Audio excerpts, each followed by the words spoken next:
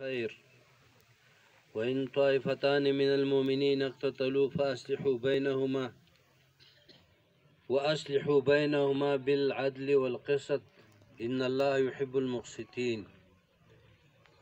قبل احترام عزیزان ورونو، دې ځای کې راغونډېدل زمونږه د یو دو قومونو د جګړه چې د کلونو نه هغه را روانه وه او د نن ورځې پورې د هغوی منځ کې روغه نه وه شوې. نو دا د الله ډېر لوی احسان دی. او دویم زموږ موجوده ډي سي صاحب یا ای سی صاحب دواړه چې دي د دې را سره هم اخلاص دی او د جرګې هم اخلاص و چې نن ورځ هغه فیصله هغه دو قومونه هغه دورونه چې د دنیا په وجه جدا شوي الله پاک یو ځای کړل. د دې د اتفاق او د روغ ستاسو ټولو مبارک شي. د ډي سي صاحب دې مبارک شي، د ای سی صاحب دې مبارک شي، د جرګې دې مبارک شي. ورونو، دنیا یو خوشه شی دی، ذلیله شی دی، پاتې شی. عیسی علیه السلام په یو ځای باندې تېرېده، درې سړي مړه پراته دي او د هغو سره خزانه هم پرته ده. معلومات وشو چې دا درې واړه تلي وو د چغلاله او د بادشاه خزانه یې وهلې وه. چې کله په طرف شو یو ځای ته ورسېده، امن ځای ته، نو یو ته یې وویل چې ته لاړ شه بازار نه ډوډۍ راوړه. او دا دوه پاتې شو خزانې سره. دوه تنه چې پاتې شو دوی زړه کې شیطان واچوله چې دا یو راځي چې په دې ځای تقسیمونو، په دوه ځای به یې تقسیم کړو. دا چې راغی دا سړی موږ له ډوډۍ راوړي نو دی به مخکې مړ کړو او بیا به وروسته دا خزانه په دوه ځای تقسیم کړو.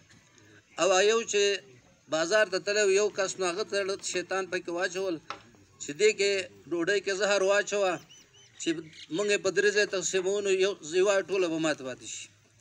کله چې د بازار نه ډوډۍ راوړله زهر یې پکې اچولی و. نورو دوو کسانو چې وخوړه هغه مړه شو. او هغه ووایي چې اول موږ دا سړی وژنو وروسته به ډوډۍ خورو. نو اول یې سړی مړ کړه، وروسته ډوډۍ وخوړه، هغې کې زهر و، درې واړه مړه شو. عیسی علیه السلام وایي چې دنیا ډېر خلک دې خفه کړل، ډېر خلک دې مړه کړل او ته چا خپله نه کړي. دنیا یو ډېر بېکاره شی دی ورونو. که خدای سره د ماشي وزر عمره قدر وی لو کانت الدنیا عند الله جناح بعوضه ما سقا کافر شربة ما. که د خدای سره د دنیا د ماشي د وزر عمره قدر وی، خدای به کافر له ګوټ اوبه هم نه وی ورکړي، خو د ماشي د وزر عمره قدر هم نشته دی. دویمه دا خبره ورونو چې الله پاک قرآن کې وایي چې صلح غوره ده. او الله وایي چې دوه وروڼه په منځ کې به جګړه شي نو الله وایي فاصلحوا بینهما، د هغوی منځ کې صلح وکړئ، راضینامه وکړئ، جوړه یې وکړئ چې د هغوی ټی نه شي. او عزتمندو، د کوم سړي چې نبي علیه السلام په خپله صلح کړي دي، نبي علیه السلام په خپله په صلح پاسېدلی دی، د دوو تنو صلح یې کړې ده. یو شریعت دی، یو صلح ده. صلح د شریعت نه مخکې ده.